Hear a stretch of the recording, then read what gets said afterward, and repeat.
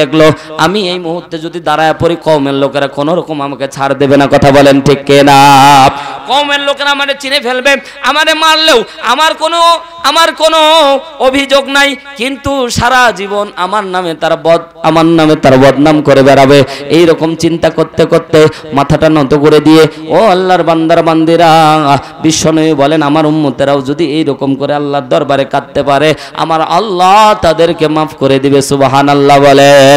বনি ইসরাইলের এই লোকটা মাথাটা নিচু করে দিয়ে ডাক দিয়ে বলে আল্লাহ অনেক অন্যায় করেছি, জুলুম করেছি, জীবনে তোমার আল্লাহ বলে ডাক দেয়নি। ও রব্বুল আলামিন এমন অন্যায় করেছি আল্লাহ, আজকে এমন একটা জায়গায় তুমি ঠেকায়া দিয়েছো, আমি যদি দাঁড়ায়া যাই তাও বিপদ, আর যদি না দাঁড়াই তাও বিপদ। ও আল্লাহ তুমি না রহমান রহিম, আল্লাহ তুমি আমারে মাফ করে দাও। তো বান্দা এইভাবে চোখের বাড়ি ছেড়ে কাঁদতেছে, সাথে সাথে আবার আল্লাহ বৃষ্টি নাযিল করে দিয়েছে। নবী মুসা আলাইহিস সালাতু ওয়াস সালাম এখনো হাত উঠা আছে।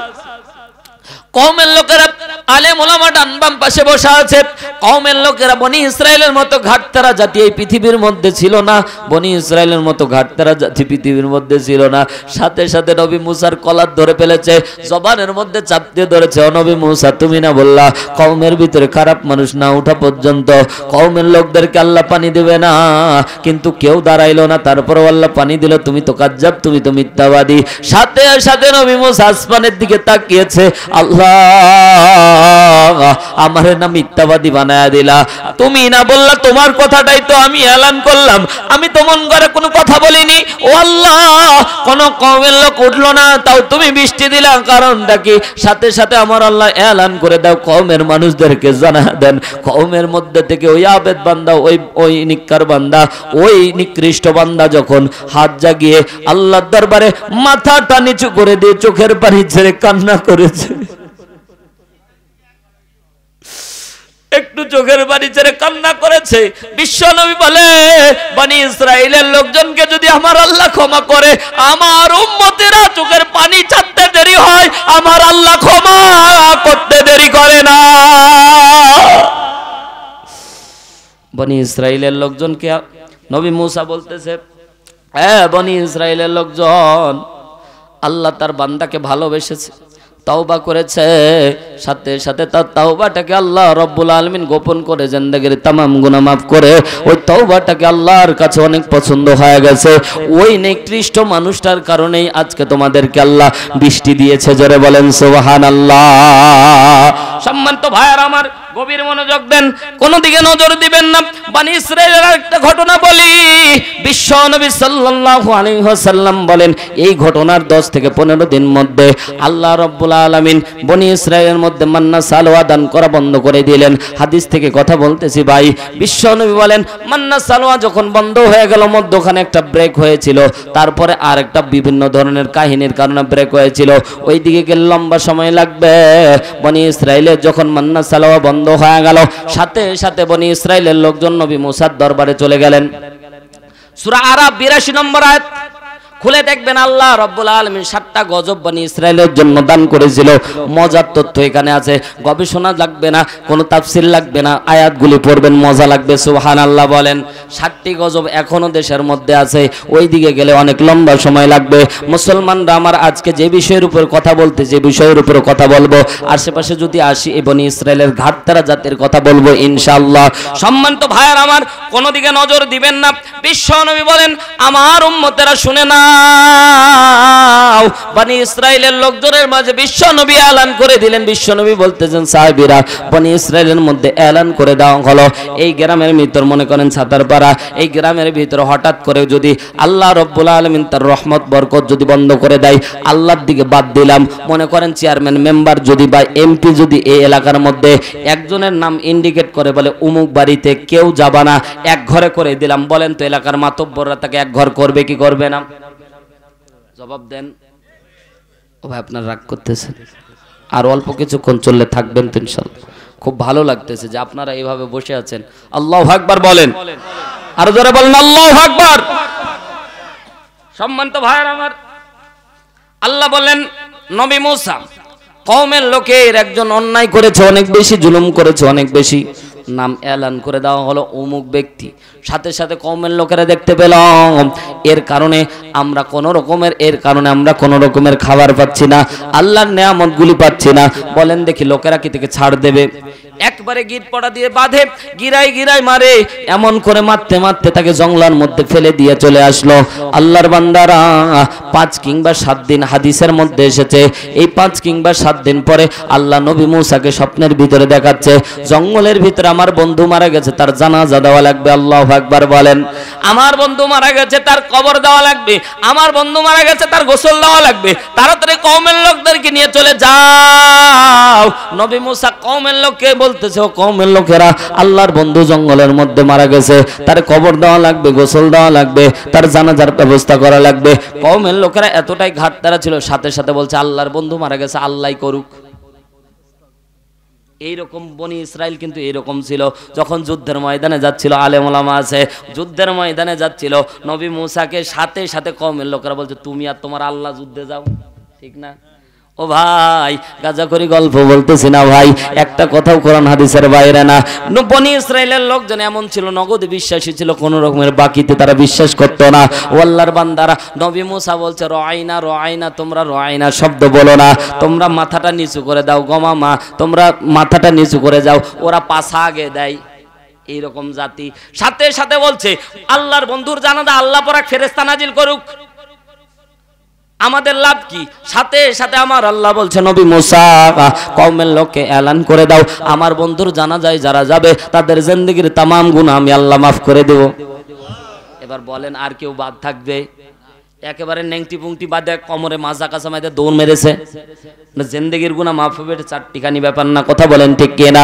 আল্লাহ কত বড় অফার মারলো। ও লোকেরা, কওমের লোকদেরকে বলে দাও যদি আমার বন্ধুর জানাজায় যায় আমি আল্লাহ তাদের জিন্দেগীর গুনাহ মাফ করে দেব। পুরা কওমের লোকেরা দৌড় মেরেছে। আল্লাহ বলে এত সহজে গুনাহ মাফ করব না, লাশ খুঁজে বের করো। পুরা বন জঙ্গলের ভিতরে লাশ খুঁজতে খুঁজতে কোন রকমের পায় না, পাইতে তো পাইছে ওই যে 5 দিন কিংবা 7 দিন আগে যারে আমরা আল্লাহ তাআলার হুকুমে মেরে এক ঘরে করে দিয়েছি, লাশ ছাড়া আল্লাহ পাওয়া যায় না। আবার 2 নাম্বার দ্বিতীয়বার খুঁজলো, কোন রকমের লাশ খুঁজে পায় না। ও আল্লাহর বান্দারা, একটু মায়ার নজরে তাকান। আল্লাহ কত বড় রহমওয়ালা, আল্লাহ কত বড় দয়াবান, আল্লাহ কত বড় রহমওয়ালা। একটা বার চিন্তা করে দেখেন, দুনিয়ার মানুষদেরকে আল্লাহ রব্বুল আলামিন নামাজ পড়েন আর না পড়েন, রোজা করেন আর না করেন, আল্লাহর দাসত্ব করেন আর না করেন, আল্লাহ বলে বান্দা সময় মতো আমি আল্লাহ তোমার রিজিকটা পৌঁছায় দিই। সুবহানাল্লাহ বলেন না কেন? আল্লাহ বলে বান্দা কোন রকমের রিজিকের কমতি আমি আল্লাহ দেইনি। বিশ্বনবী বলেন, মুফাসসির নেকরাম বর্ণনা করেন, আর রহমানির রহিম শব্দটাকে আল্লাহ যদি ঘুরায়া রাহিমুর রহমান যদি দিত, আল্লাহ রব্বুল আলামিন কোন বাতিল শক্তিকে আল্লাহ এক ফোঁটা খাদ্য দিত না। আর রাহিমুর রহমানটা আল্লাহ কিয়ামতের জন্য রেখে দিয়েছে। আল্লাহ বলে আমি কোন মুনাফিকের দিকে তাকাবো না, আমি আল্লাহ কোন কাফেরের দিকে তাকাবো না। আল্লাহর কসম করে বলি, কিয়ামতের দিন আল্লাহ রব্বুল আলামিন যাদের দিকে তাকাবে, যাদের দিকে আঙ্গুল দিবে, বিশ্বনবী বলেন, ইমাম গাজ্জালি রহমাতুল্লাহ আলাইহি ওয়াকিয়া উল্লেখ করতেছে, আল্লাহ যাদের দিকে তাকাবে তারা জান্নাতি। আল্লাহ যাদের দিকে আঙ্গুলের ইশারা করবে তোমরা এই দিকে যাও, তো এই যে আঙ্গুলের ইশারা করেছে আল্লাহ এত বড় শানওয়ালা, আল্লাহ আঙ্গুলের ইশারা করার সাথে ও যতগুলি আঙ্গুলের নিচে থাকবে সবাই জান্নাতি। আল্লাহু আকবার বলেন। আল্লাহ বলে আমি 3 শ্রেণীর মানুষের দিকে কিয়ামতের দিকে দৃষ্টি দেব না। কেন দিবে না? কারণ আল্লাহর দৃষ্টি যদি তার দিকে পড়ে সে কখনো জাহান্নামী হবে না। আল্লাহু আকবার বলেন। বনি ইসরাইলের লোকজন দ্বিতীয়বার খুঁজলো, কাউরে খুঁজে পায় না। ওই যে 5-7 দিন আগে যারা আমরা মার দিয়ে পিঠপড়া দিয়ে মেরে গিরাই মেরে আমরা যারা বনবাস দিলাম তার লাশ ছাড়া খুঁজে পাওয়া যায় না। আবার তৃতীয়বার আবার খুঁজলো, খুঁজতে তন্ন করে ঘাম ছুটতে শুরু হয়ে গেল। কওমের লোকেরা আবার নবী মূসাকে বলতে যায়, নবী মূসা খেলা কি শেষ? কি তোমার কথার মতোই এই বান্দাকে মারলাম, এ আবার আল্লাহর বন্ধু হয় কেমনে? পুরা জঙ্গলা তালাশ করে দেখলাম, চিরনি অভিযান দিয়ে দেখলাম, কোন রকমের বনি ইসরাইলের মধ্যে ওই জঙ্গলের মধ্যে কাউকে খুঁজে পাওয়া যায় না। এটাই কি আল্লাহর বন্ধু?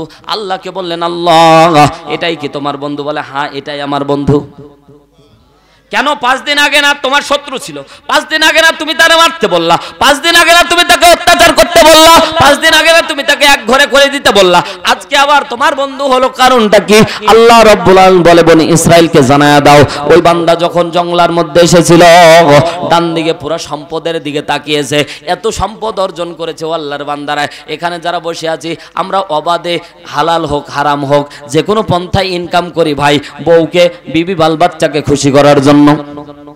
কথা বলেন না কেন?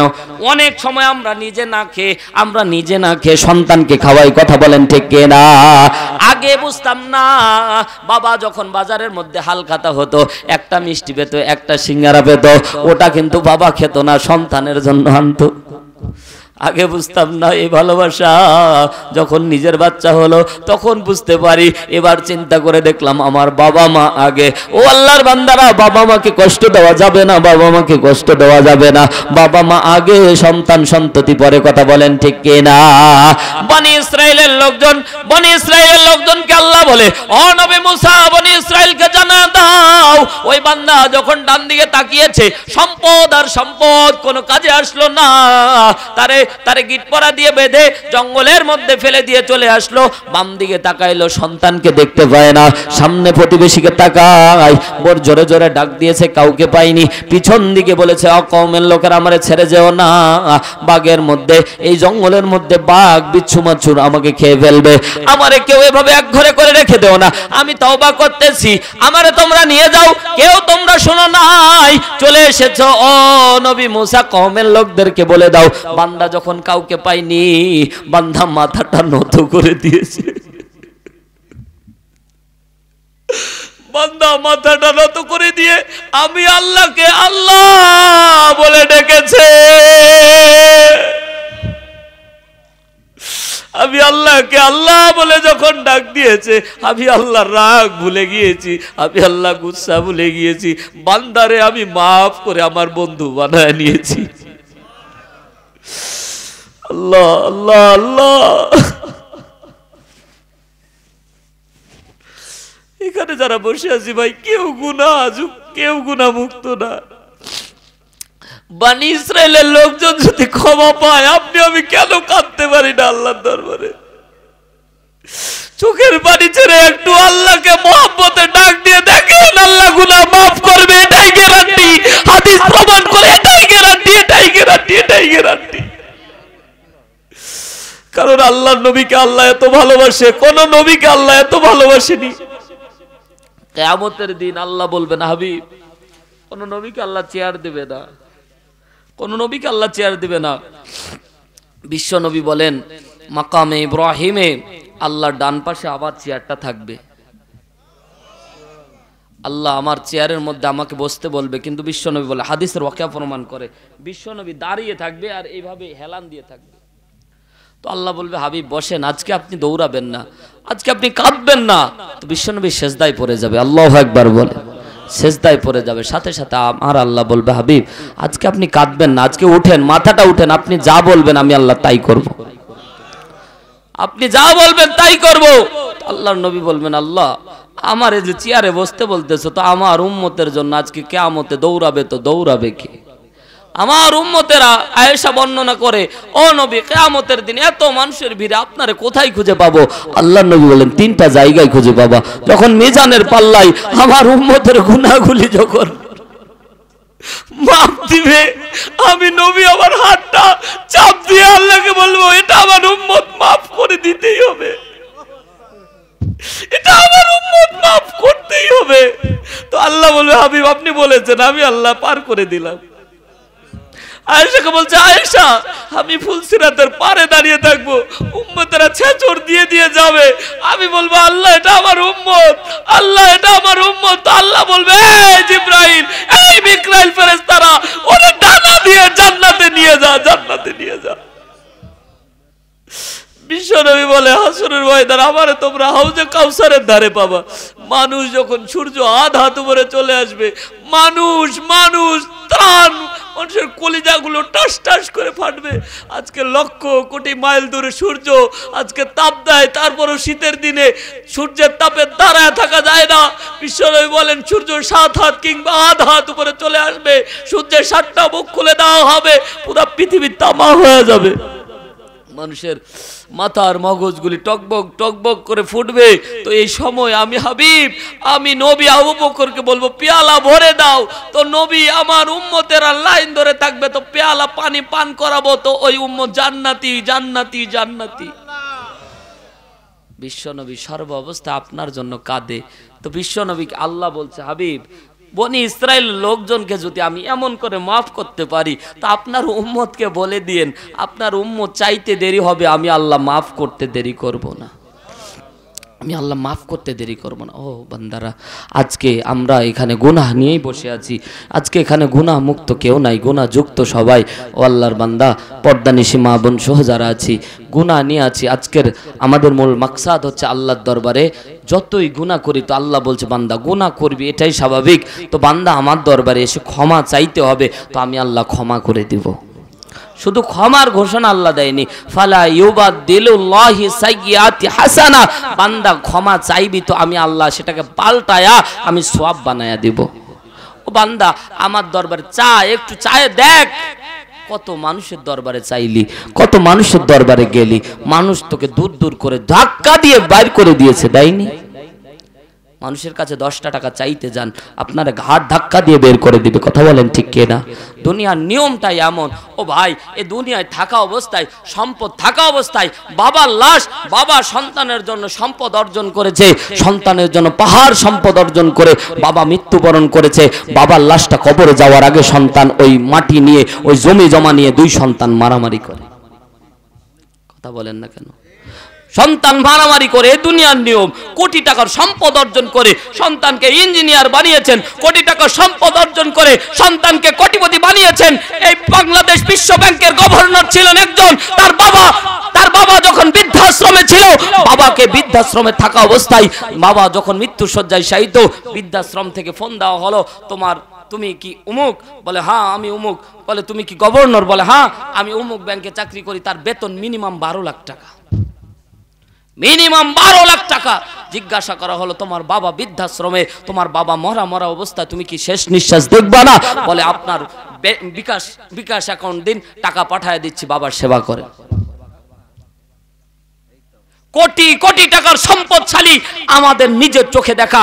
ও ভাই, 100-150 তার এত সম্পদ, কিন্তু সন্তানেরা লিখে নিয়ে শেষ পর্যন্ত বাবার কাফনের কাপড়টা পর্যন্ত গরিবের টাকাই হয়েছে। দুনিয়ার নিয়ম। আল্লাহ বলে হাবিব, দুনিয়ার মানুষই তো মানুষ, সময়ের ব্যবধানে তারা ভুলে যায়, সময়ের ব্যবধানে তারা তাদের দূর করে দেয়। সময়ের ব্যবধানে আপনি কত দূরে আছেন? স্ত্রীকে ভালোবাসেন, খুব ভালোবাসেন। করোনা, এই যে এর আগে আমি বলেছিলাম, করোনা প্রমাণ করেছে স্ত্রী দূরে দূরে সরিয়ে দিয়েছে, লাশটা পর্যন্ত দেখতে যায়। করোনা পজিটিভ ধরা পড়েছে, স্ত্রী বলছে বাড়ি আসার দরকার নাই, তোমার মতো হাজারো স্বামী আমি বিয়ে করতে পারবো। কার জন্য দৌড়ান? কার জন্য দৌড়ান? আজকে ফিরে আসতে হবে আল্লাহর দরবারে, মরতেই হবে, ঠিক না? মরতেই হবে যখন, শহীদি মরণ দিও আমাকে। আমিন বলেন না? মরতেই হবে যখন, শহীদি মরণ দিও আমাকে। আমিন বলেন। সম্মানিত ভাইয়েরা আমার, আপনাকেও মরা লাগবে, আমাকেও মরা লাগবে। আল্লাহ বলে দুনিয়ার মানুষদেরকে আমি আল্লাহ এত ভালোবাসি যে দুনিয়ার মানুষ, আল্লাহ কখনো চায় না বান্দাকে মানে ক্ষমা না করে আল্লাহ থাকতে পারে না। আল্লাহু আকবার বলেন, আল্লাহু আকবার বলেন। শয়তান যখন কথায় এসে যাচ্ছে, শয়তান যখন সুপ্রিটি পাওয়ার পেল, 3টা সুপার পাওয়ার পেয়েছে। জোরে বলেন কয়টা? শয়তান যখন কাফের হয়ে গেল, যখন জাহান্নামে চিরস্থায়ীভাবে লিখে দিল, সাথে সাথে শয়তান বলতেছে আল্লাহ আমি এত ইবাদত করলাম, আমারে কিচ্ছু দিবা না? আল্লাহ বলছে তুই যা চাইবি আমি আল্লাহ তাই দেব। শয়তান বলতেছে আল্লাহ আমারে 3টা পাওয়ার দেওয়া লাগবে। জোরে বলেন কয়টা? আরো জোরে। 3টা পাওয়ার দিবা। বলে 1 নাম্বার কি? বলে আপনার বনি আদম কতদিন বাঁচবে? বলে কিয়ামত পর্যন্ত বাঁচবে। আমার হায়াতটাও কিয়ামত পর্যন্ত দেওয়া লাগবে, নাহলে আমি মরে গেলে শয়তানি করবে কিটা? ঠিক না? কিয়ামত পর্যন্ত হায়াত। আল্লাহ বলে যা দিয়ে দিলাম। 2 নাম্বার আমার জন্য, আমার কর্মীর জন্য তুমি রিজিকের ব্যবস্থা করে দিবা, যাতে আমার কর্মীরা কোনোদিন রিজিক ছাড়া মারা না যায়। ও ভাই, যারা সুদি ব্যবসা করে, যারা ঘুষ খায়, টাকার অভাব আছে ভাই, কথা বলেন না কেন? শয়তান চেয়ে নিয়েছে কোন রকম রিজিকের ঘাটতি। রিজিকের ঘাটতি কার হবে? ওই গরিব মানুষের। কথা বলেন না কেন? গরিব মানুষের হবে। আবার গরিব হয়ে অনেকে আল্লাহকে আমরা গালি দিয়ে ফেলি, বলি আল্লাহ আর কাউরে দেখলা না, ওই কলিমুদ্দিনকে কোটি টাকার সম্পদ দিলে আর আমারে 10,000 টাকার বান্ডিল দিলেও তো হইতো। বলি না ভাই? ও ভাই, আল্লাহ আপনাকে গরিব বানিয়েছে, সবচেয়ে দামি নেয়ামত দান করেছে। আল্লাহু আকবার বল। বাড়ি যায় মিলায়া দেখবেন। ও ভাই, বাড়ি যায় মিলায়া দেখবেন। কথাগুলি যদিও খারাপ লাগতেছে, একটু মনোযোগ দেন। বাড়ি যায় মিলায়া দেখবেন। বিশ্বনবী বলেন, ধনী ব্যক্তির 50,000 বছর আগে গরিব ব্যক্তি জান্নাতে যাবে। আজকে মিলায়া দিবেন, আল্লাহর একদিন এই দুনিয়ার 50,000 বছর।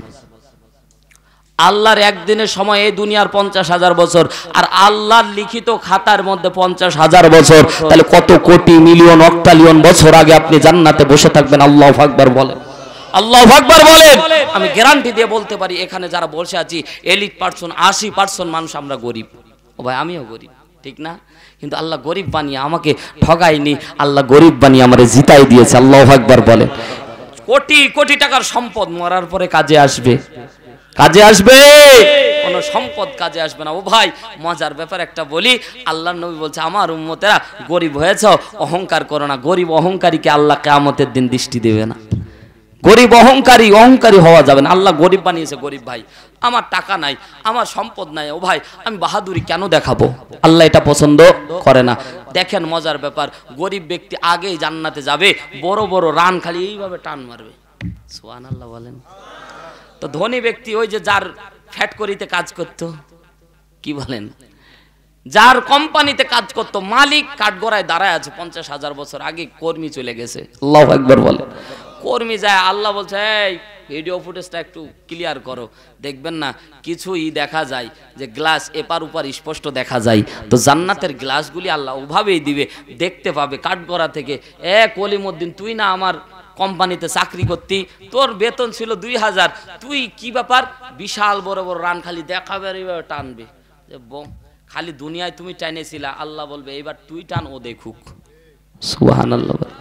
আবার একটা মজার ব্যাপার আপনাদেরকে বলি, ও ভাই, বড় লোক মানুষ যে এত বোকা তা আমি জানতাম না আগে। বলবেন কেমন হুজুর?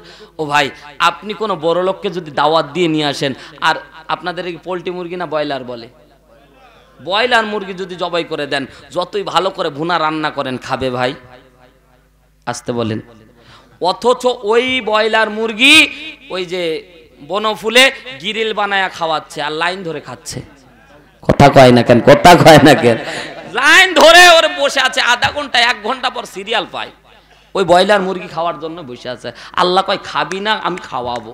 সুবহানাল্লাহ কোন, খাবি না আমি খাওয়াবো। পিটনিও আছে, কথা কোন ঠিক কিনা? টাকা খালি অবাধে ইনকাম করেছো, দুনিয়াদারি দেখনি। ও ভাই, এজন্য আপনিও মারা যাব, আমিও মারা যাব, দুনিয়ায় কেউ থাকবো না। ও পর্দানিশী মা বোনেরা, আপনাদের একটি হাদিস আপনাদেরকে বলবো বলে আমি আমার মূল আলোচ্য বিষয়ের শেষে ইতি টানবো ইনশাল্লাহ।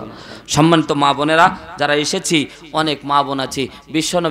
বিশ্বনবী একদিন ঈদগাহের পাশ দিয়ে যাচ্ছিলেন, আর মহিলাদেরকে বলছে, হ্যাঁ মহিলারা, আমি যখন জান্নাতে উকি দিয়ে দেখলাম, অধিকাংশ দেখতে পাচ্ছি জান্নাতি গরিব মানুষ।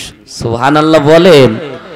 আর আমি যখন জাহান্নাম উকি দিলাম, মনোযোগ দেন, আর লম্বা সময় হবে না, অল্প সময় আলোচনা হবে। ও আল্লাহর বান্দারা একটু মনোযোগ দেন। বিশ্বনবী বলেন, আমি জাহান্নামে যখন উকি দিয়ে দেখলাম, অধিকাংশ নারী জাহান্নামী। সব মহিলা সাহাবী চলে গেলেন, কারো ব্রেনটে ধরল না। তীক্ষ্ণ বেদা সম্পন্ন আম্মা জান আয়েশা সিদ্দিকা রাদিয়াল্লাহু তাআলা আনহা বাড়ি আসার পরে সালাম দেওয়ার পরে বিশ্ব নবীকে কোনো প্রশ্ন জিজ্ঞাসা না করার আগে ডাকতে বললেন, নবীজি আপনি না ঈদগাহের মধ্যে বলে ফেললেন আমরা মহিলারা অধিকাংশ জাহান্নামী। কি কারণে জাহান্নামী এটা বলা লাগবে? এই পর্যন্ত আমরা বলি, কারণগুলি বলি না। কথা বলেন ঠিক কিনা? জানি না তো বলবো। হাদিস আমরা পড়ি না আজও পর্যন্ত, আমরা আলেম ওলামা পর্যন্ত ভাই কাউকে কটাক্ষ করতেছি না, আমরা আজও পর্যন্ত বিশ্বনবীর জিন্দেগিটাই পড়ে দেখি না। পোড়া কপাল আমরা। সম্মানিত ভাইয়ার আমার, খেয়াল করে শোনেন, জীবনের আদর্শ পড়ে দেখি না কোনদিন। এই সূরা কোনোদিন 30 পারা কোরআন আজ পর্যন্ত অনুবাদ করে দেখলাম না। ও ভাইরা কবির মনোযোগ দেই। বিশ্বনবী বলেন, আম্মাজান আয়েশাকে জিজ্ঞাসা করার সাথে সাথে বিশ্বনবী বললেন, দুইটা কারণে মহিলারা অধিকাংশ জাহান্নামী। চিৎকার দিয়ে বলেন, কয়টা? ও পর্দানিশী মা বোনেরা, আপনাদের বিপক্ষে ওয়াজ করার জন্য শুধু দিনাজপুর থেকে আসেনি মা, কলিজার টুকরা মা আমার। এই দুইটা বৈশিষ্ট্য যদি আপনার মাঝে থাকে, নির্ঘাত আপনি জাহান্নামী হয়ে যাবেন। আল্লাহর নবী বলেছেন অবশ্যই আপনি জাহান্নামী। কথা বলেন ঠিক কিনা? আর আজকে যদি তাওবা করে ফিরে আসতে পারো মা, আল্লাহ তোমার জন্য জান্নাতের 8টা দরজা খুলে দেবে। জোরে বলেন সুবহানাল্লাহ। এক নাম্বার, আল্লাহর নবী বললেন অধিকাংশ মহিলারা গীবত করে। কি করে? গীবত আমরা তো করি না। চায়ের স্টলে বসলে গোটা গোষ্ঠী সব বিবিসি নিউজ প্রচারিত, আর মহিলারা 2 থেকে 3 জন মহিলা একখানে হলে তো কথাই নাই, একবারে বংশশুদ্ধ সাফ করে সারে। আস্তে কন, আস্তে কন, মা বোন শুনে ফেলবে তো বিপদ আছে। আস্তে কোন, ঠিক কি না? বেশি আবার জোরে করেন না, বিপদ আছে। আমি এরকম এক নাটোরে এরকম ওয়াজ করেছি, আর এক যুবক কেবল 1 বছর হলে বিয়ে করা, ও নারায়ে তাকবীর মেরে দিয়েছে, আর এই প্রজেক্টর ম্যানও ঘুরাই দিয়েছে। তো সাথে সাথে ওই মহিলা দেখার সাথে রাগ করে বলছে, আরে বাবা রে, তাকবীর মারলা, দেখাও, তোমারে দেখাচ্ছি। বাড়ি যায় দরজা লাগাই ঘুমাইছে, সারা রাত ও বাইরে দাঁড়াইছে। ফজর আজ আমি কার্ড দিয়ে গেছিলাম, কার্ড দিয়ে গেছি, পরে আমারে সকালবেলা ফোন দেয়, হুজুর আপনি তো এই যে কার্ড দিয়ে গেছি, কার্ড নিয়ে যাবেন আপনারা ইনশাল্লাহ। তো কার্ড দিয়ে গেছি, তখন বলতেছে, হুজুর আপনি কি করতেছেন? আমি বলছি, আমি তো কেবল বাড়িতে আসলাম, ফজর নামাজ পড়ে এখন ঘুমানোর প্রস্তুতি নিচ্ছি। বলছে, আপনি তো আরামে গাড়ির মধ্যে বসেছিলেন, আর আমি তো বাইরে। বাইরে কেন? বলছে, হুজুর ওই যে এসকে পরে তাকবীর মেরে দিয়েছি, আর আমার এই ঝাঁটুনি দিয়েছে। এজন্য আপনারা খুব চালাক, কোনো রকমের সাওয়ান দিচ্ছেন না, যাতে মা বোন ধরতে না পারে। ঠিক না ভাই? ঠিক, এটাও ঠিক। সম্মানিত ভাইয়েরা আমার, 1 নম্বরে গীবত করে। কি করে? ও মা বোনেরা, গীবত করা যাবে না। গীবতটা সংক্ষিপ্ত আকারে আপনাদেরকে শিখাই। কোন মনে করেন আমার একটা দোষ আছে, কি আছে? গীবতটা কত শুকনো দেখেন, আমার একটা দোষ আছে, এই দোষটা যদি আমি ছাড়া আপনারা গল্প করেন, এটা গীবত, ঠিক না? আলেম ওলামা আছে। আর যদি এই দোষটা আমি না করেন, তাহলে বুহতান, অপবাদ। খুব ক্রিটিক্যাল। 1 নাম্বার, আমি দোষ করেছি, খেয়াল করেন, আমি দোষ করেছি, তারপরেও আপনি বলতে পারবেন না। যদি বলেন সেটা গীবত। আর যদি আমি দোষটা না করি তারপরেও আপনি বলেন, তাহলে সেটা বুহতান, অপবাদ হবে। আর অপবাদ যদি দেন, ওই অপবাদের শাস্তি কিন্তু আপনি নিজে পাবেন। মানে কাউকে যদি আপনি জেনাকার বানান, তো আপনি জেনা না করলেও ওই গুনাহ আপনার আমলনামায় লেখা হবে। এত সহজ না। সম্মানিত মা বোনেরা, গীবত করা যাবে না। গীবত এমন একটা আমল, বিশ্বনবী বলেন একবারে আমলগুলি পুড়িয়ে ধ্বংস করে দেয়। ভালো আমলগুলি ধ্বংস করার জন্য গীবতই যথেষ্ট। 2 নাম্বার, বিস্তারিত বললে অনেক ভালো লাগতো, কিন্তু সময় নাই, সময় নাই। তাওবাটা বোঝানোর জন্য একটু লম্বা সময় এই দিকে নিয়েছি, কারণ তাওবা তাদেরও দরকার, আমাদেরও দরকার। কথা বলেন ঠিক কিনা? 2 নাম্বার, বিশ্বনবী বলেন নারীরা, অধিকাংশ নারী স্বামীর অকৃতজ্ঞ থাকার কারণে জাহান্নামী হবে। এটা বর্তমান সময়ে অল্প না বেশি? খালি বেশি। 100-এ 100। কথা বলেন ঠিক কিনা? ও ভাই, আমি এক মহিলা প্যান্ডেলের পাশ দিয়ে যাচ্ছিলাম, তো আমি খেয়াল করলাম আমাদের আবার কানের পর্দা খুব তীক্ষ্ণ ভাই, অল্পতে কিছু শুনলেই শুনে ফেলি। আমি কমিটির ভাইদের বললাম, দাঁড়াও একটু শুনি কি গল্প করতেছে। এত জোরে গলার পাওয়ার, কিছু মহিলার দেখবেন আমরা মাইকে চিল্লায়াও 10 মিটার দূরে নিয়ে যেতে পারি না, ও একটা গলা খেকর দিলে পুরো গ্রাম টের পায়। আছে না ভাই? এরকম মহিলা এই গ্রামে নাই। ঝগড়া লাগলে ওরে সর্বনাশ। স্বামী এখন বর্তমানে স্ত্রীদেরকে মাইর দিতে যায় না। সেদিন একটা ভিডিওর মধ্যে দেখলাম, স্ত্রীকে একটা মানে আদর করে মারতে গেছে। আদর করে মারে না ভাই, আদর করে মারছে, কিন্তু ও মনে করছে ওটা রাগ করে মেরেছে, ও গ্রিং করে একটা ঘুষি মেরেছে, অজ্ঞান। দুর্বল তো। সব জায়গায় নারী ফার্স্ট, সুবহানাল্লাহ। ওরাই রাষ্ট্র চালাচ্ছে, ওরাই দেশ চালাচ্ছে, ওরাই চাকরি করতেছে, আর আমরা রান্না বান্না করতে। এই জন্য তো ওরা শরীফা হচ্ছে। কথা কন না কে? এই জন্যই তো শরীফা হচ্ছে। আমাদের চাকরি বাকরিও না, এই যে বিশ্ববিদ্যালয়ে পড়ুয়া, মনে ঘুরে বেড়াচ্ছি, চাকরি নাই, অথচ আমার বউ চাকরি পাচ্ছে বলে। তো তারা যদি চাকরি করে তো আমারই তো রান্না করা লাগবে, কতক্ষণ ঠিক কিনা। তো রান্না করতে করতে ও তো শরীফাই হবে, ও শরীফ আর হইতে পারবে নাকি? আর শরীফ বুকে টান টান মাইরা ঘুরে বেড়াচ্ছে, কতক্ষণ না কেন ভাই। সম্মানিত মা বোনেরা, গভীর মনোযোগ দেন, অকৃতজ্ঞ হওয়া যাবে না। বলতেছিলাম এক মা আর এক মা গল্প করতেছে, কই দেখ বু দেখ তোরটা কত সুন্দর আর আমারটা দেখ চট, কয় না গল্প দেখবেন তারা করে আমারটা চোখ নাই, কি আনে এসব কথা কয় না, এরকম বলে না ভাই, এটাই অকৃতজ্ঞ। তারা দিচ্ছে ও ভাই আপনার স্বামী যত কষ্ট করে যত অনুযায়ী সেটাই আপনার নেওয়া কর্তব্য, কথা বলেন ঠিক কিনা। এটার প্রতিফলন কি ঘটেছে, আমরা যখন কিছু জিনিস এনে দেই ওটা যখন পছন্দ করে না, আমরাও আবার বীর পুরুষের মতো বান্ডিল একটা বাইর করে দেই, ময়নার মা যা তুই কিনে নিয়ে আয় তোর পোশাক, আর ও পায়ে বান্ডিল পায়ে বগল বাজায়, হ্যাঁ যা, পরে যাচ্ছে আর এদিকে দোকানদার আরো বগল দুই বগল বাজাচ্ছে, ভাবি কাম হেয়ার, হ্যাঁ বলটু এক কাপ চা নিয়ে আয়, ভাবি তুই এত সুন্দর কে গো, আমার জীবনে কেউ সুন্দর কয় না, তুমি প্রথম কইলা। ও সুন্দর কি এমনি কইছে, তো বিক্রি করার জন্য, কথা কন না কেন। যে আপনি যেটা 500 টাকা দিয়ে কিনে আনতেন ওটাও 1500 টাকা কিনে আনে বগল বাজাইতে বাজাইতে, আর এসে কয় যে দোকান, হ্যাঁ তোমার চেয়ে ভালো এনেছি। আর দোকানদার কয় ভাবি এটা তো 7000 টাকা, আপনার মুখের দিকে তাকাই 3000, কথা কয় না। বলেন এই ভাবি কি আর বাদ যাবে? ভাবি নাম্বারটা দেন, ইমুতে চলতেছে পরকিয়া, কথা কয় না কেন ভাই। আর আমাদের ভাইরা বিদেশে যারা যাচ্ছে শেষ এইদিকে দুনিয়াদারি, রাত্রিবেলাতে কি হয় যুবকেরা বুঝতে পারতেছে। আরে ঠিক কয়টার সাথে তুমি প্রেম মারো, আল্লাহ হেফাজত করুন, বলেন না আমিন।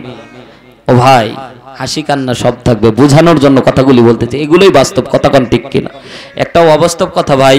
সম্মানিত মা বোনেরা গভীর মনোযোগ দেন, একটা হাদিস আপনাদের খেদমতে রওয়ায়াত করব। বিশ্বনবী সাল্লাল্লাহু আলাইহি ওয়াসাল্লাম বলেন, আপনার নামাজ যদি 100 পড়েন, রোজা যদি 100 পড়েন, হাদিস যদি হজ 100 করেন, যাকাত যদি 100 দেন, আর স্বামী যদি আপনার প্রতি অকৃতজ্ঞ থাকে, স্বামী যদি আপনার প্রতি অখুশি থাকে, কোশ্চেন কালেও আপনি জান্নাতে যেতে পারবেন না।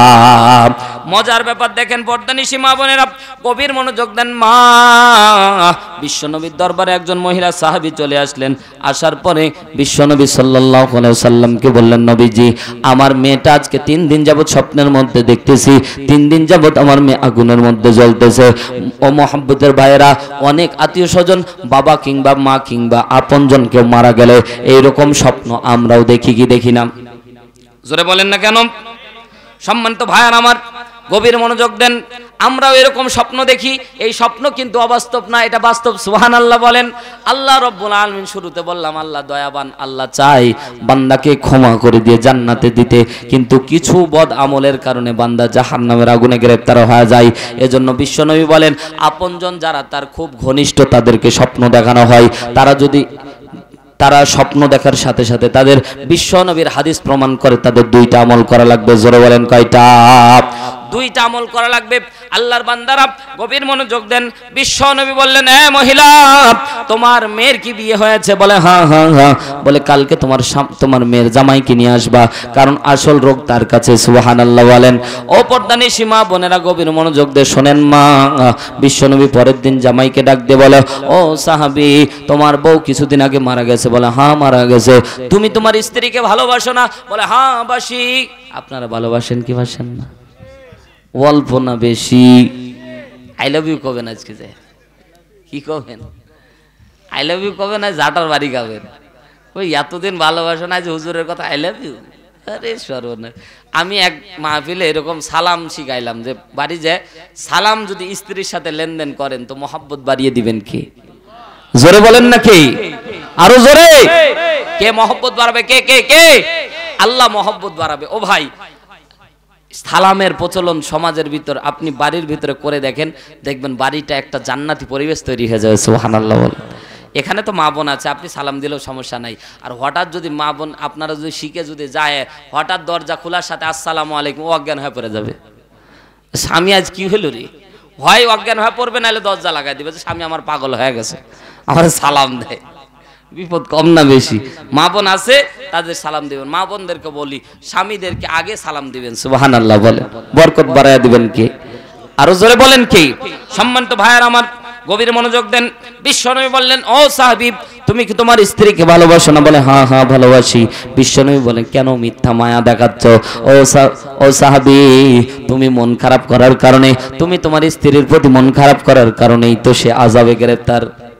জিবরাইল আমিন আমাকে ডিটেইলস বলেছে, তুমি একটু ডিটেইলস বলো, তোমার জবান থেকে শুনতে চাই, যাতে কিয়ামত পর্যন্ত আমার উম্মতেরা শিখতে পারে। বিশ্ব নবীর সামনে সাহাবী ডাকতে বললেন, নবীজি, আমি গরিব ঘরের সন্তান আর সে ছিল ধনী ঘরের সন্তান। এই রকম আমাদের সমাজে হয় কি হয় না? বাস্তবতা এত বাস্তব, 100% বাস্তব ভাই, একটু গভীর মনোযোগ দেন। বিশ্বনবী বলেন, ও সাহাবী বলো বলো। সাথে সাথে বলতেছে, আমি যখন আমার সামর্থ্য অনুযায়ী কোনো কাপড় কিনে এনে দিতাম, সেটা তার পছন্দ হতো না, আমার বুকের উপরে ওই কাপড়টা ছুঁড়ে মেরে দিত। আমাদের সমাজে এরকম নাই, কিনে এনে দিলে পছন্দ করে না। কথা বলেন না? ও মা, পছন্দ করো না, এটা অনেক বড় খারাপ আমল। ও মা, যা কিনে এনে দিবে সেটাই পছন্দ করা লাগবে, এটাই হাদিস। বিশ্বনবী সাল্লাল্লাহু আলাইহি সাল্লাম তোমাদেরকে ঠগায়নি মা। চিন্তা করে দেখেন, বিশ্বনবীর সাহাবী জিজ্ঞাসা করলেন, নবীজি, আমার খুব কষ্ট লাগতো, এই একটা বদ আমল ছাড়া আমার স্ত্রীর কোনো বদ আমল আমি দেখতে পাই না। যখন আমি কোনো কিছু কিনে এনে দিতাম, সাথে সাথে ছুঁড়ে মারার সাথে আমার কলিজার মধ্যে ধাক্কা লাগতো। বলেন দেখি, এরকম কষ্ট হয় কি হয় না? জোরে বলেন না কেন? অনেক কষ্ট হয়। আমি কষ্ট করে কিনে এনে দিলাম, কিন্তু সে গ্রহণ করলো না, বরং আমার বুকের উপর ছেড়ে মেরে দিল। সাথে সাথে নবীকে ডাকতে বললেন, নবীজি, এই কষ্ট ছাড়া অন্য কোনো দিক আমি দেখিনি। আমার স্ত্রী নামাজ পড়তো 5 ওয়াক্ত, রমজান মাসে রোজা রাখতো, হজ করতো, যাকাত পর্যন্ত দিত, কিন্তু আমি গরিব হওয়ার কারণে তার মন মতো কাপড় কিনেই নিতে পারতাম না। এই জন্য আমার স্ত্রী আমার কাপড়গুলি পছন্দ করতো না, আমার মুখের উপর ছুঁড়ে মেরে দিত। আল্লাহর নবী ডাকতে বললেন, সাহাবী রে, তুমি তোমার স্ত্রীকে মাফ করে দাও। সাথে সাথে সাহাবী বলছে, ইয়া রাসূলুল্লাহ, আমি মাফ করে দিলাম। পরের দিন বিশ্বনবী দেখতে পায়েন ওই মহিলা সাহাবী আবার চলে আসলেন। আসার পরে আল্লাহর নবী জিজ্ঞাসা করলেন, ও সাহাবী, বলো বলো কি ঘটনা? বলছে, আজকে আমার মেয়েকে দেখলাম জান্নাতের বাগানে উড়ে বেড়াচ্ছে। সুবহানাল্লাহ। পর্দানিশী মা বোন, এইরকম স্বপ্নের ব্যাখ্যা হারুন রশিদ দিনাজপুরি করতে পারবে না, এইরকম স্বপ্নের ব্যাখ্যা আলামিন ফারুকি করতে পারবে না, এইরকম স্বপ্নের ব্যাখ্যা কোনো হুজুর করে দিতে পারবে না। এটা কিন্তু বিশ্বনবী 1500 বছর পূর্বে করে গেছে, কারণ জিবরাইল আমিন বলেছিল, বিদায় পেরেছিল। আমরা কিন্তু এরকম তথ্য দিতে পারবো না। আজকে থেকে তওবা করে ফিরে আসতে হবে, স্বামী যেটাই কিনে দিবে সেটাই নিতে হবে। কথা বলেন ঠিক কি না? এই সুযোগে আর আপনার আবার কম দামি কাপড় এনে দিয়েন না। হ্যাঁ, যদি আপনারা কম দামি এনে দেন, মা বোনদের বদদোয়া পাবো আমি। খাটাইসা মৌলবী কি শিখায় গেল, আর ভালো কাপড়ই আনতেছে না, যেটা আনতেছে ওটাই চোখ বুঝে নেওয়া লাগতেছে। এজন্য সামর্থ্য অনুযায়ী কিনে দিতে হবে ইনশাল্লাহ। কারণ আপনার পাড়া প্রতিবেশী ভালো পোশাক পরে বেড়াবে, আর আপনারটা নোংরা পোশাক পরে বেড়াবে, এটা আপনারই রুচিতে বাঁধবে না। কথা কোন ঠিক কিনা? ভালো পোশাক এনে দিতে হবে। তাহলে তাওবার নিয়ম আমরা শিখে আজকে বিদায় নিয়ে চলে যাব ইনশাল্লাহ। আমি খেয়াল করেছি, আমি যখন বনি ইসরাইলের ঘটনা বলতেছিলাম, অনেকের চোখ দিয়ে পানি ধরতেছিল। আমি জানি আজকে এই মাহফিল কবুল হয়ে যাবে ইনশাআল্লাহ। কারণ গতবার অবাস্তব, তাই না? পানি হওয়া পানি, আমরা আবার মোনাজাত শেষ করেছি, আবার বৃষ্টি শুরু হয়েছিল। আল্লাহু আকবার। সম্মানিত ভাইয়েরা আমার, এটা কবুলিয়াত। কারণ এখানে কমিটির ভাইয়েরাও কোনো চুক্তির মাধ্যমে বক্তা দাওয়াত করেন, আর আমরাও কমিটিকে আজ পর্যন্ত বলিনি যে 10 টাকা দেন।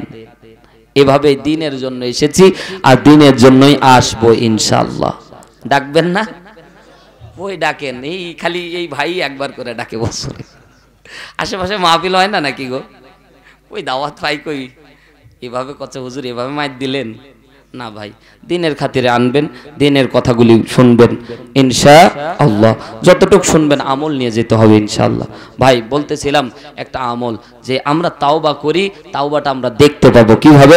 বুখারীর হাদিস, বিশ্বনবী বলেন 4 নিয়মে তাওবা করতে হবে। না না না, আলোচনা শেষ। জি জি জি, আমি শেষের দিকেই যাচ্ছি ইনশাল্লাহ। হ্যাঁ, আমি তওবাটা পরে প্রশ্নগুলো দিচ্ছি। 1 নাম্বার, বিশ্বনবী তাওবার নিয়ম শিক্ষা দিচ্ছেন যে 1 নাম্বার, আমরা যে অন্যায়টার জন্য তাওবা করব, পাপ করার পরেই তো তাওবা করব, নাকি বলেন? পাপটা হয়ে গেছে, সাথে সাথে আল্লাহর দরবারে তওবা করব। প্রথম নাম্বার স্টেপ, প্রথম নাম্বার ধাপ, এটা মনে মনে চিন্তা করতে হবে। আপনি খালি বৈঠক বসে এ করলে হবে না, মনে মনে এটা চিন্তা করবেন, মনে মনে 1 নাম্বার নিয়ত করবেন যে এই পাপটাকে স্বীকার করবেন। 1 নাম্বার কি? পাপটাকে স্বীকার করবেন যে আল্লাহ এটা আমি পাপ করেছি। তা আল্লাহর মনটা নরম হয়ে যাবে, সুবহানাল্লাহ বলে। বান্দা পাপ করেছে, শয়তানের তাড়নায় পড়ে বান্দা ক্ষমা চাচ্ছে, তো আল্লাহ তো বলবে সাথে সাথে আমি আল্লাহ মাফ করে দেব। 2 নাম্বার এই দোয়া পড়তে হবে, আস্তাগফিরুল্লাহ আল্লাযী লা ইলাহা ইল্লা হুয়াল হাইয়ুল কাইয়ুম, আস্তাগফিরুল্লাহ রাব্বি মিন কুল্লি যামবি ওয়া আতুবু ইলাইহি। এরকম 18 অধিক দোয়া আছে এরকম তাওবার, তো এগুলো যে কোনো একটা পাঠ করতে হবে।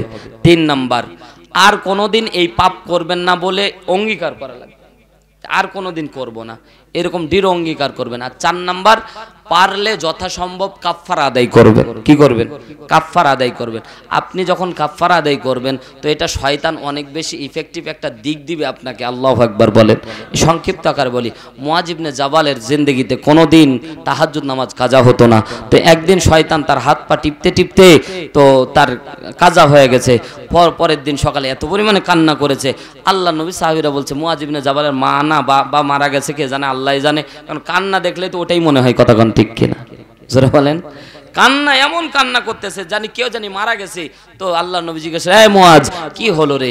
বলছে হুজুর আমার তাহাজ্জুদ নামাজ কাজা হয়ে গেছে। আই হাই, তাদের তাহাজ্জুদ নামাজ কাজা হলে তারা কাঁদে, আর আমরা মুসলমানের ফরজ নামাজ কাজা হলে ভুরুক্ষেপ।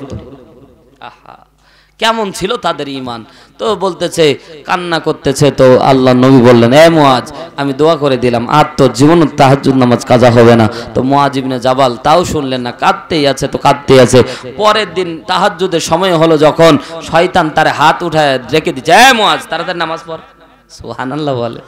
শয়তানকে মুরিদ বানায় ঘুরে বেড়াইতে হবে, খালি পীরগিরি তারা দেখায়, আমরাও দেখাবো। কতক্ষণ ঠিক কিনা? মুআজ ইবনে জাবাল, এই কে তুমি? কালকে না আমার কাজা হয়ে গেল, আজকে কে ডাকতে এসেছো? বলছে আমি পরিচয় দিব না, আগে নামাজ পড়ো। বলছে না, পরিচয় দেওয়া লাগবে। বলছে আমি শয়তান। ওরে আল্লাহর ওলি রে, ওরা ডাকতে এসো, কারণ কি গো? বলছে আমি কান পেতে দেখলাম পুরা 7 আসমানে তোমার নামের জিকির চলতেছে। জিকির মানে এই না যে মুআজ মুআজ মুআজ, আল্লাহর মানে জিকির বোঝানো হয়েছে যে তোমার নামে জিকির চলছে, এটা বোঝানো হয়েছে যে পুরা 7 আসমানে তোমার নামে বলা হয়েছে আল্লাহ তোমাকে মাফ করে দিয়েছে, তোমাকে এত সব দান করেছে যে 7 আসমান সব ভরে গেছে। আল্লাহু আকবার বলেন। তার কাফফারা ছিল, তার তো টাকা দেওয়ার ছিল না, সে কাফফারা কান্না করেছিল, এটাই তার কাফফারা ছিল। তো কান্না এত পরিমাণে করেছে, তো বলতেছে তুমি কষ্ট করে নামাজ পড়ে সওয়াব নাও। আমি খেয়াল করেছি তুমি 1000 বছর নামাজ পড়লে যে সওয়াব তোমার আমলনামে আল্লাহ দিয়ে দিয়েছে। তুমি এতদিন বাঁচতা না, আমি ভুল করেছি তোমারে ঘুমায়া রেখে। আল্লাহু আকবার বল। শয়তানকে যদি এভাবে মুরিদ বানাইতে পারে, ও আপনারে নামাজ পড়ানোর জন্য একামত দিবে, ঠিক কিনা? একামত দিবে, খুঁজে বেড়াবে কোনে রে তুই নামাজ পড় আগে। কারণ শয়তান বলতে তুই কষ্ট করে উজু করে ঠান্ডা পানি দিয়ে উজু করে নামাজ পড়ে তুই সওয়াব নে, আবার তোরে কাজা করাবো, আবার কান্না করবে, আর 1000 বছর। ইয়া তো সওয়াব দেওয়ার কাহিনী না, তুই নামাজ পড়ে সওয়াব নে। আল্লাহু আকবার বলে। তাহলে 4 নাম্বার কাফফারা আদায় করতে হবে। কাফফারাটা এই পরিমাণে আদায় করবেন, ও ভাই আপনি 1 রাকাত নামাজ ছুটে গেছে, এর কাফফারা দুনিয়ায় একদিকে করলেও হবে না, কিন্তু আপনি এমন একটা কাফফারা দিবেন যাতে করে আপনার অন্তর কষ্ট পায়। যদি আপনি 1000 দান করেন, পরের দিন আপনি কোন রকমের নামাজ কাজা করবেন, মনে মনে ভাববেন যদি আর 1 রাকাত নামাজ কাজা করে আর 1000 যাবে, এই ভয়ে অন্তত আপনি ওই গুনার দিকে যাবেন না। এবার বিশ্বনবী বলেন, ও আল্লাহর বান্দারা, তোমরা যখন তওবা করবা, তওবা করার পরে খেয়াল করবা ওই গুনাহটা রিটার্ন যদি আর না হয় তো আল্লাহ তওবা কবুল করে নিয়েছে। সুবহানাল্লাহ বললেন না? আর যদি দেখো যে আবার হচ্ছে, তার মানে তওবা কবুল হয়নি। তার মানে এই না যে তওবার হাল ছেড়ে দেওয়া লাগবে, কখন কার কি হাল হতে আল্লাহ দোয়া কবুল করে জানি না। বিশ্বনবী বলে, বনি ইসরাইলের একজন জেনাকার মহিলা সারা জীবন জেনা করেছে, একটা প্রাণীকে পানি খাইয়েছিল, কোন কোন বর্ণনা এসে বিড়াল, কোন বর্ণনা এসে কুকুর, যাই হোক যেই প্রাণী হোক, সামান্য একটা প্রাণীকে একটু পানি খাইয়েছে, তো আল্লাহ রহম করে তাকে জান্নাতি ঘোষণা দিয়ে দিয়েছে। তাহলে আপনি আমি কেন আল্লাহর দরবার তওবা কবুল হচ্ছে না, বারবার করে তওবা করতে, আল্লাহ তুমি মাফ করতেই হবে, তুমি মাফ না করলে কার দরবারে যাব? তো আল্লাহ বলছে, বান্দা তুই তো এজন্য তো তোদের বানাইছি, তুই আমার দরবারে চাইবি তো আমি আল্লাহ দিয়ে দিব। সুবহানাল্লাহ বল। তো এইভাবে আল্লাহর দরবারে আমরা তাওবা করব, তাওবাতুন নাসুহা করব। ওই তাওবাতুন নাসুহা ওই গল্প না, আমরা একনিষ্ঠ আল্লাহর দরবারে তওবা করব। আল্লাহ কবুল করুন, বলেন আমিন। আমি মুফতি না, তো এজন্য প্রশ্নের উত্তর দিতে ভয় পাই, কারণ আমি অত জ্ঞানওয়ালা না। ওয়াজ করা এক জিনিস আর প্রশ্নের উত্তর দেওয়া আরেক জিনিস। তারপরেও যতটুকু এলেম থেকে দিই, অল্প বয়সে বিয়ে করার ফজিলত, বিয়ে করার ফজিলত অনেক। অল্প বয়স হোক, বয়স বিয়ের একটা নীতি হলো আপনি সাবালক হলেই আর আপনার যদি সক্ষমতা থাকে আপনাকে বিয়ে করে নিতে হবে। অনেকে বলে বিয়ে করলে খাওয়াবো কি? আরে ভাই, রিজিকের মালিক আল্লাহ। রিজিকের মালিক কে? পরিবার থেকে অনেক বলে তুই নিজের পায়ে দাঁড়াতে পারিস না, তো কার পায়ে দাঁড়ায় আছে? কার পায়ে দাঁড়ায় আছে? যুবককে বিয়ে দেন। আজকে আমরা এই যে বিয়ে, আমরা মানে বিয়ের পথটাকে আমরা কঠিন করে ফেলেছি। বিয়ে বিয়ে মানে বিশাল একটা ঝামেলা মনে করি না আমরা। এজন্য তো পার্কের মধ্যে আজকে জেনার দরজাগুলি টাস টাস করে খুলে গেছে। হালালের দরজা বন্ধ হয়ে যাবে তো হারামের হাজার দরজা খুলে যাবে। হারামের দরজাগুলি বন্ধ করে দিলে হালালের দরজা খুলে যাবে। সুবহানাল্লাহ বলে। বিয়েটা বিশ্বনবী এমন করত, সাহাবী মোহরানা দেওয়া কি ফরজ? মোহরানা দেওয়া কি ফরজ? আল্লাহর নবী দেখতো সাহাবীদের মোহরানা দেওয়ার সামর্থ্য নাই, আল্লাহর নবী বললে সূরা ফাতিহা শিক্ষা দাও, যাও বিয়ে হয়ে গেছে। সুবহানাল্লাহ বললেন। আর আমরা ওরে সর্বনাশ। ছেলে সরকারি চাকরি করে কিনা, মেয়ের বাপের প্রধান সত্য, কথা কয় নাকি? মেয়ের বাপের প্রধান সত্য হচ্ছে সরকারি চাকরি করে নাকি। আর চাকরি করতে করতে ওর বয়স যে 35 হয়েছে এটা খেয়াল করে না। পরে ও আবার ওর চাকরের সাথে প্রেম করে, কথা কয় না কেন ভাই? 35 বছর পর্যন্ত জীবন যেমন কিছু থাকে। আর এই বাংলাদেশের মধ্যে 30 বছরের আগে জীবনও চাকরি পাবে না, এমন নিয়ম। চাকরি করতে করতে, চাকরি পেতে পেতে জীবন শেষ। এখন জীবন মানে যৌবন শেষ, জীবন আছে। এখন যৌবন না থাকলে বউ থাকবে, কথা কন না কেন? এজন্য তো পরকিয়া চলে, যুবকেরা টাঙ্কি মারতেছে ফিরি ফিরি। শুনে খারাপ লাগতেছে কিন্তু বাস্তব কথা ভাই। ও না পারলেও কি করবে? ও তো মেইন মিটারের লাইন না পারলে সাইড লাইন তো নিবে, কথা কয় না কেন ভাই? শুনতে খারাপ লাগলো, এটাই বাস্তব কথা, বলেন ঠিক কি না? যুবকদের টাইম মতো বিয়ে দিলে এত পরকিয়াও হতো না, এত কিছু হতো না, কথা বলেন ঠিক কি না? আর যে যুবক বউ পাওয়ার পরে অন্য ভাবি দেখলে টাঙ্কি মারে, ওর মানে শরীরের দোষ আছে, কথা কন ঠিক? শয়তানি আছে, কথা কন ঠিক কি না? কারণ আল্লাহ তাআলা বউকে দিয়েছে জেনার দরজাটা বন্ধ করার জন্য, হালাল ভাবে। আল্লাহ দুইটা পদ্ধতি দিয়েছে, দুই পদ্ধতিতেই হবে, হয় হালাল পদ্ধতি না হারাম, ঠিক না? হালাল পদ্ধতি আপনার সওয়াব পাবেন। বউয়ের দিকে দেখলে আল্লাহ বলে সগীরা গুনাহ আমি আল্লাহ মাফ করে দিই। বউ মুচকি মুচকি হাসবে, আল্লাহ বলে সগীরা গুনাহ মাফ করে দিই। বউয়ের মাথায় হাত দিবে তো আল্লাহ বলছে সওয়াবে ভরপুর করে দেই। আর এইদিকে সকিনার দিকে হাত বাড়াবে তো আল্লাহ জেনা, ঠিক না? ও সকিনা গেছস কিনা ভুইলা আমারে, কথা কয় না কেন? আল্লাহ সকলকে হেফাজত করুন, বল না আমিন। যুবক বয়সের ইবাদতের গুরুত্ব অনেক, এটাই তো আল্লাহ তাআলা চায়। মুরব্বি হয়ে যাবে, নামাজ পড়তে গেলে হুঁশ থাকে না, কয় রাকাত পড়লাম, ঠিক না? আল্লাহ বলে ফেরেশতারা ওর যৌবন বয়সটা খেয়াল করে দেখ, যদি আমল করে ওটাই লিখতে থাক। সুবহানাল্লাহ বল। এজন্য যুবক বয়সে ইবাদত করতে হবে, এটার গুরুত্ব অনেক বেশি। শাবাব, আল্লাহর নবী যুবকদেরকেই বেশি আহ্বান করেছে। যুবকেরা ইসলামের পথে আছে তো ইসলাম আছে, যুবকেরা ইসলামের পথ থেকে দূরে সরে গেছে তো ইসলামও দূরে সরে গেছে, কথা বলেন ঠিক কি না? মুসলমান যুবকেরা যতদিন পর্যন্ত ইসলামের ঝান্ডা ঐক্যবদ্ধভাবে এক আঁকড়িয়ে ধরেছিল ততদিন পর্যন্ত বিজয় নিশ্চিত ছিল, কথা বলেন ঠিক কিনা? বদরের ময়দান প্রমাণ করে, উহুদ প্রমাণ করে, খন্দক প্রমাণ করে, সব যুবক সাহাবীরাই এগিয়ে গিয়েছিল, না হলে এত বড় বিজয় আল্লাহ রাব্বুল আলামিন দিত না, কথা বলেন ঠিক কিনা? ইতিহাস প্রমাণ করে যুবকেরা যত এগরি হবে ইসলামের দিকে তত আল্লাহ বিজয় তাড়াতাড়ি দান করবে। সুবহানাল্লাহ বলে। প্রবাসী আব্দুল মজিদ অসুস্থ, দোয়া চেয়েছে, আল্লাহ সকলের জন্য দোয়া হবে। কালেকশন আছে, মাশাআল্লাহ মাশাআল্লাহ। তাবারকটা আমরা দিয়ে নেব। আচ্ছা, তাবারক দিয়ে দেন আল্লাহর রাস্তে। আর আমরা একসাথে পরে মোনাজাত দেব। অনেক সময় তাবারকের ভিতর মোনাজাত দিলে কি হয়, টেনশন হয় যে তাবারক পাইলাম কি পাইলাম না, ঠিক না? আমি খেয়াল করেছি, ও ভাই আমিও তো মাঝে মাঝে শ্রোতা থাকি, নাকি বলেন? খালি বক্তা না, আমি কিন্তু ওয়াজ শুনতে খুব পছন্দ করি। আপনি বলেন, আপনি ওয়াজ করেন, আমি এখানে বসে সারা রাত শুনবো, আমার খুব ভালো লাগে ভাই। তো আমি একদিন এরকম তোবারক দিচ্ছিল, তো আমি ভাবতেছিলাম কিরে তোবারক আসে না কেন, তোবারক আসে না কেন, চোখও খুলতে পারি না, আবার মন মতো দোয়াও করতে পারতেছি না। এজন্য যুবক ভাইরা তোবারক দিয়ে দাও। আর আমি একটা এই সুযোগ একটা ইসলামী গান বলি, না কি বলেন? বলবো? ও আমার মা প্রিয় মা জননী, হারিয়ে যেও না কভু তুমি, তোমারই পদ তলে জান্নাত আমার, ভুলব কি করে বলো আমি, ও আমার মা প্রিয় মা জননী, হারিয়ে যেও না কভু তুমি, তোমারি পদ তলে জান্নাত আমার, ভুলবো কি করে বলো আমি, ও আমার মা প্রিয় মা জননী, হারিয়ে যেও না কভু তুমি।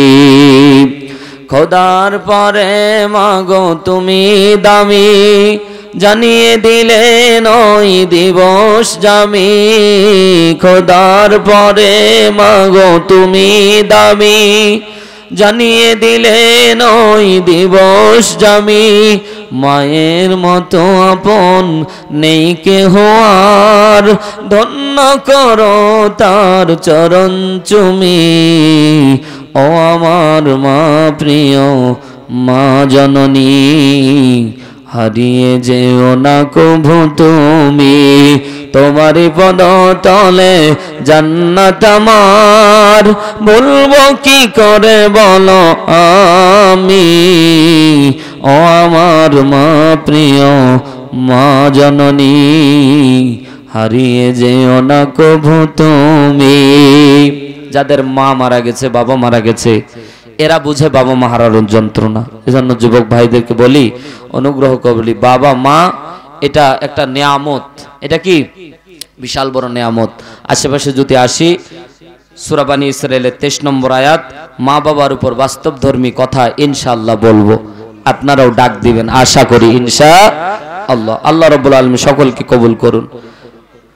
আমরা সকলেই আমাদের গুনার কথা স্মরণ করে সকলে তাওবা পড়তে থাকি। আস্তাগফিরুল্লাহাল্লাযী লা ইলাহা ইল্লা হুয়াল হাইয়ুল কাইয়্যুম। তাড়াতাড়ি তাড়াতাড়ি এই যুবক ভাইরা, তাড়াতাড়ি দাও।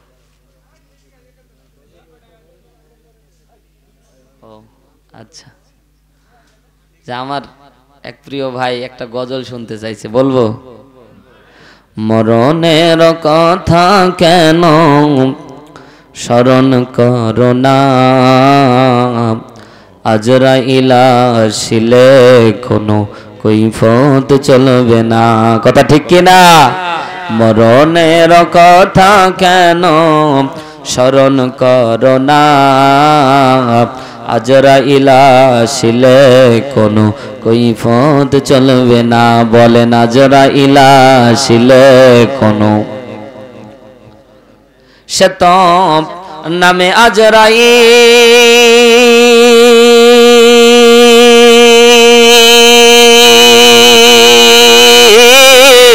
হুকুম পেলে এক সেকেন্ড সামনে হয় হাজির। যারা বলেন ঠিক কিনা?